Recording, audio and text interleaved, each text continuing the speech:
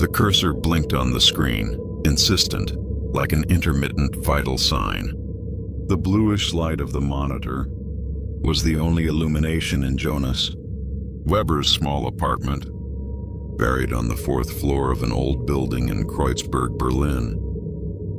Outside, the day was timidly beginning to brighten, but inside, time seemed suspended, or rather, governed only by the intervals between one of Sophie Lane's posts and the next. He leaned over the black-covered notebook, its pages filled with meticulous handwriting, obsessively slanted line after line, dates, times, captions, symbols.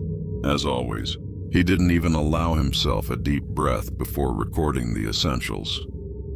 0832, he wrote. Then he quickly jotted down the description of the new post. Location, cafe. Appears to be Neukölln, possibly Kaffeekranz. Outfit, beige coat, white wool scarf. Expression, slight smile, eyes half closed, comfort, tranquility, surrender. Then he underlined the caption, copying it exactly as she had posted it. Mornings like this, Berlin. For a second he stood still, staring at the words on the paper. The tip of the pencil trembled slightly between his long, pale fingers. A strange warmth spread through his chest, as if she herself had just whispered in his ear. She's calling me, he thought. The beige coat, neutrality, security, purity. The cappuccino cup, always the cappuccino. The silent code they had shared so many times without anyone noticing. And now the confirmation, Berlin. No, it wasn't casual. It never was casual. She wanted him to know she was still in the city. Jonas smirked slightly, running a hand through his blonde, tousled hair, an unconscious gesture. The monitor's glow reflected in his steady, determined gaze. He slid his fingers over the trackpad and enlarged the image, analyzing the background details. The exposed brick wall, the blurred sign, the light wooden chairs. He had already mapped 3 cafes in that area that matched that aesthetic. He turned a page in the notebook and quickly sketched what he remembered from the framing. Thin, almost childlike scribbles, but precise. The position of the cup, the angle of her face, the fold of the coat over her arm. Then, underneath, he wrote, "She wants me to come to her, but not yet. She's preparing the moment." Jonas closed his eyes and took a deep breath, feeling a shiver run down his spine like an electric wire. On the other side of the city, Sophie Lane was living yet another ordinary day, but for him, this was everything. The invisible thread connecting their existences, stitched between every post, every gesture she displayed to the world without knowing, or perhaps just perhaps knowing all too well. He opened Instagram again and kept staring at her feed, scrolling slowly as if going through an intimate, personal secret album. "Soon," he murmured, as if the word itself carried enough weight to bend time. And then he made the last note of the morning. "She's ready." Berlin's biting cold didn't stop her from going out that morning. Sophie Lane wrapped herself tightly in her beige coat, adjusted the white scarf around her neck, and set off walking through the city's still damp streets, the gray building sketching a fractured horizon above her head. She liked walking alone, getting a little lost, exploring new cafes, new corners. It was a kind of silent ritual amidst the constant noise of social media. The temporary solitude reconnected her with some forgotten part of herself. Her phone vibrated frequently, notifications, likes, messages from followers. She slid her finger across the screen, replied to 2 or 3 comments with automatic emojis, opened the camera, and captured the cappuccino that had just arrived at her table. The perfect foam, the subtle gleam of the handmade ceramic mug, She took the photo, adjusted the lighting, added the filter, smiled to herself, satisfied. She typed, "Mornings like this, Berlin," and posted it. A few minutes later, while absent-mindedly stirring her coffee, she did something she had long promised herself she wouldn't do again. She also shared the location, in real time, Kaffeekranz, Neukölln. Maybe she wanted some friends who lived nearby to see it and show up by surprise. Maybe it was just boredom, the desire to be seen, recognized. She didn't think much about it. She never imagined that, at that exact moment, someone, somewhere in the city, would receive that notification, like a blaring siren, cutting through the morning's chill. She finished her coffee unhurriedly, flipping through a magazine left forgotten on the table beside her. Then she paid, adjusted her scarf again, and set off walking along the busy street, indifferent to the people passing by. She didn't notice the man standing across the street, Jonas. His tousled blonde hair swayed slightly in the sharp breeze, hands buried deep in the pockets of his worn coat, his gaze fixed on her, following every step with surgical precision. There she was, not just on the screen, not just in the scribbled pages of his notebook, but there, breathing, walking, alive. He couldn't move immediately. He just stood there, feeling his heart pounding in his chest, the icy air spasming in and out of his lungs. She kept walking, distracted, crossing the street, pausing briefly to look at a shop window.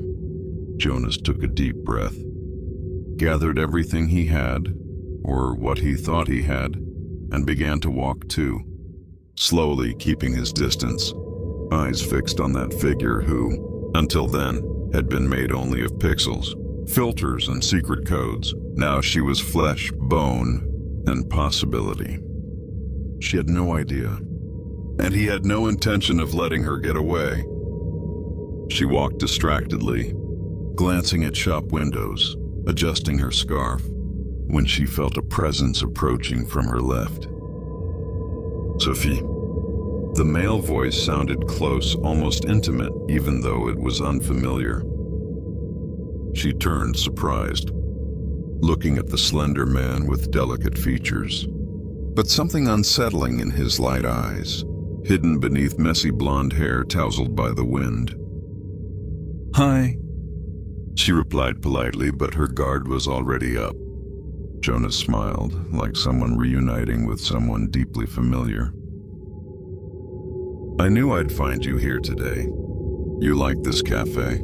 You always talk about it on cold mornings, remember? Like that time when you wrote, 'Cappuccino saves even the coldest days.'" Sophie frowned slightly.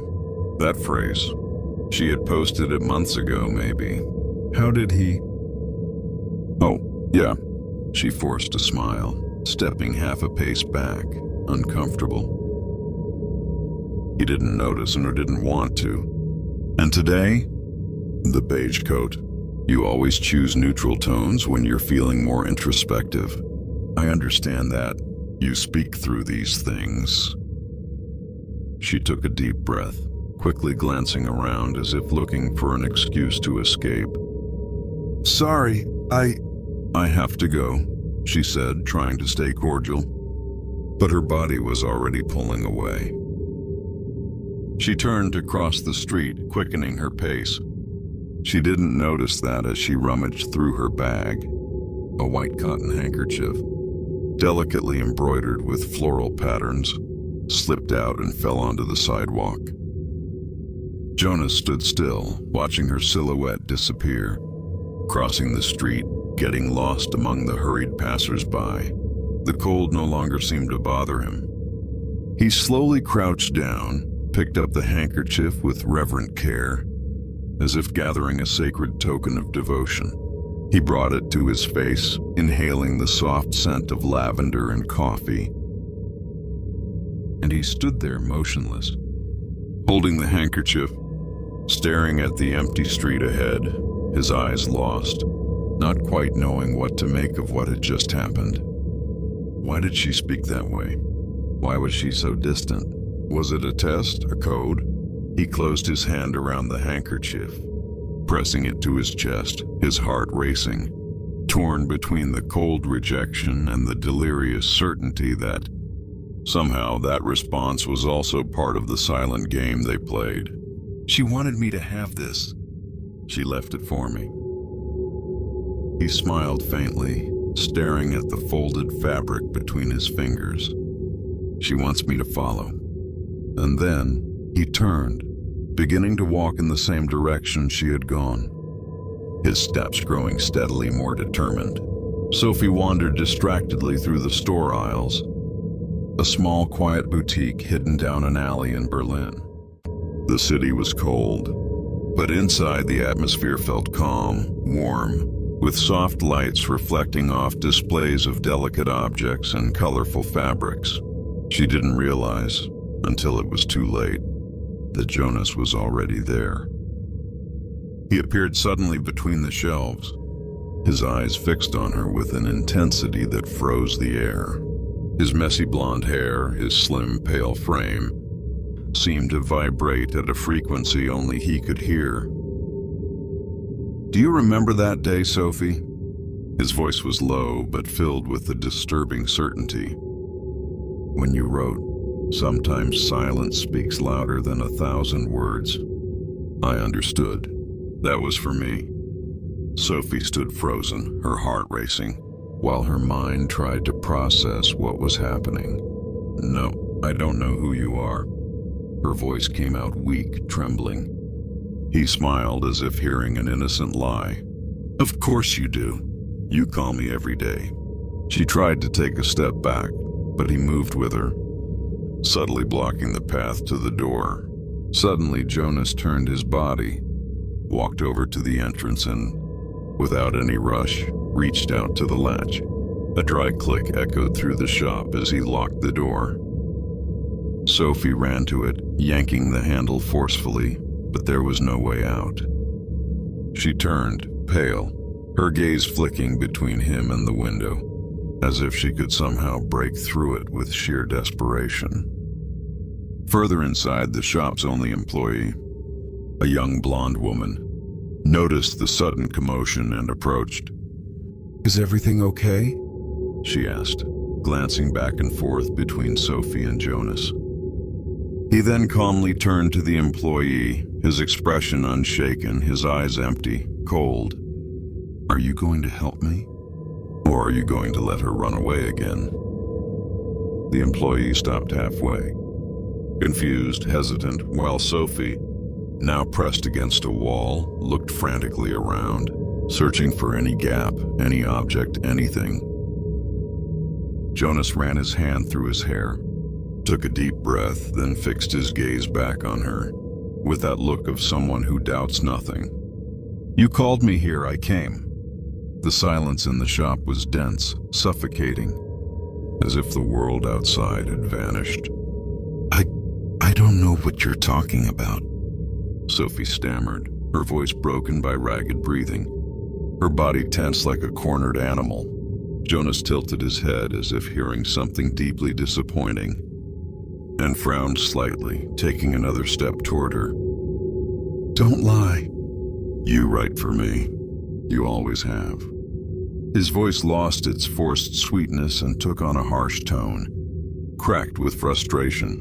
Sophie crossed her arms tightly over her chest, her eyes silently pleading for help from the shop assistant, who was hesitating a few steps behind. Suddenly, Jonas lunged and grabbed Sophie's arm forcefully, yanking her roughly. She let out a scream. The assistant rushed over, raising her arms in an attempt to separate them. Jonas turned abruptly like a cornered animal, and in an uncontrolled impulse shoved the assistant violently. Her body was thrown backward off balance, until her head struck the edge of a shelf. A dull thud, and then she collapsed to the floor, motionless. Sophie let out a muffled scream, her hands covering her mouth as she backed away, her eyes wide, fixed on the fallen woman. "My God, you killed her." Sophie's voice was a strained whisper fractured by terror. Jonas stood still for a moment, staring at the assistant's body. Then slowly, he turned back to Sophie, his eyes wide, filled with a feverish excitement. "No, she doesn't matter." He smiled, but it was a broken, crooked, trembling smile. "What matters is, you called me. I read everything. I understood every word." He began pacing back and forth, agitated, his fingers pulling at his own hair, muttering disjointed things. "I knew. When you posted that photo, you said, 'I've never felt so alone.' You wanted me to come, to take you away, to show you that you're not alone." Sophie, paralyzed, her back pressed against the wall, glanced sideways at the assistant's motionless body, tears beginning to stream down her face. Jonas approached and she shrank back even more. "You never answered me." "Never, but I know. I've always known." While he spoke unhinged, a quiet movement happened just a few meters away. The assistant, with a faint groan, regained consciousness. Without Jonas noticing, she slowly turned, feeling the floor, crawling silently toward the bathroom. Sophie saw it but stayed silent, keeping her gaze locked on Jonas, pretending to be completely consumed by fear. The assistant reached the door, slipped inside, and with what little strength she had left, locked herself in, turning the latch with difficulty before sliding down to the floor, gasping for breath. On the other side of the store, Jonas kept muttering, "Everything you write is for me. Only I understand. And now you won't run away anymore." The shop assistant, locked in the bathroom, her hands trembling and her face still damp with blood, could barely hold the phone. Her voice came out in a desperate whisper. On the other side of the store, Jonas suddenly stopped talking, instantly alert. He tilted his head, sniffing at the silence. Where is she?" he asked, his voice thick with suspicion, staring intensely at Sophie. She shook her head, taking a step back. I don't know." Jonas frowned, furious. "Liar!" he shouted, grabbing her arm brutally. Sophie screamed, but he was already yanking her, forcing her to walk through the store in search of the assistant. Then he stopped. He heard it. Behind the bathroom door, muffled, the assistant's weak voice still spoke. "Please, he's here. Send help." Jonas's eyes widened, his breath growing heavy and erratic. He released Sophie's arm and ran to the door, twisting the knob, locked. He started pounding on the wood, screaming, Open this door!" Inside, the assistant only shrank further, trembling, the phone still pressed to her ear. Outside the store, a commotion was already forming, people stopping on the sidewalk, phones raised, cameras recording. The police siren wailed in the distance, then closer, until it stopped right in front of the window. Jonas stopped pounding on the door when he heard the shouts coming from the other side of the glass. "Police! Drop the weapon! Come out with your hands up!" But he had no weapon, only his own hands and a delirious conviction that made him believe he was invincible. He slowly turned, looking at Sophie. She was on her knees in the middle of the store, silently crying, her face completely pale. Jonas walked over to her, knelt down, and cupped her face in his hands with a disturbingly tender gesture. "They won't separate us. You called me here. I came. Now no one will separate us." On the other side of the window, the police were preparing to enter.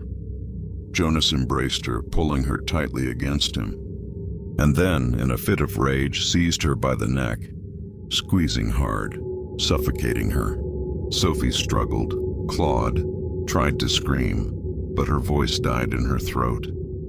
Then suddenly he let her go. Her body collapsed to the floor, motionless. Jonas stood there staring at her with a vacant expression, as if he were finally at peace. The front door burst open with a crash, and the police stormed into the store. "On the ground now!" Jonas didn't even resist. He simply raised his hands, still looking at Sophie, lying on the floor, motionless. One of the officers knelt to check her pulse, shouting, "She's alive! Weak pulse! She needs immediate medical attention." Meanwhile, Jonas was handcuffed, pushed out of the store, under the flashes of cameras and the shouts of the crowd. From the bathroom, the assistant finally emerged, supported by another officer, in a state of shock.